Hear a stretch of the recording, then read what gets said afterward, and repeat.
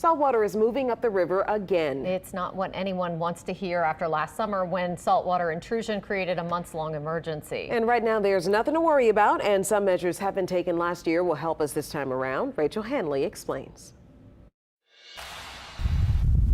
Upriver, people panicked.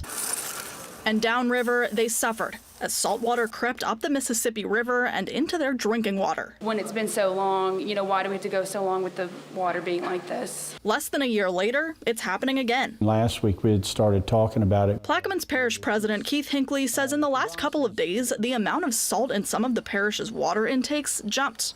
It's well below what the federal government considers harmful, but it got the parish's attention. We still have to really focus on it and be aware that the elevations could rise pretty quick. Saltwater intrusion happens when the river level drops. With less water flowing, there isn't enough pressure to keep saltwater from the Gulf out.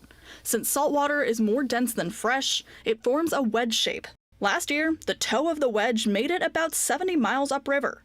In Lower Plaquemines Parish, the water became too salty to drink. When you see the impacts to the water treatment facilities, that happens 15 to 20 miles behind the toe of the wedge. That's when you see the higher salinity water. Right now, the Army Corps of Engineers says the toe is near mile marker 22 at Triumph.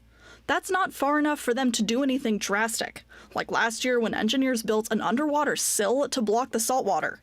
For now, they're just keeping an eye on it. Compared to this time last year, we'd been dealing with saltwater intrusion since mid to late June, and it had already constructed the sill in early July. And even if the saltwater were to get further, the parish is prepared this time.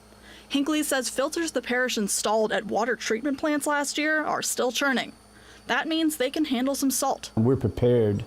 So the effects that we had last year, that's not going to happen this year. So the water is safe to drink, and that should be the case for a while longer.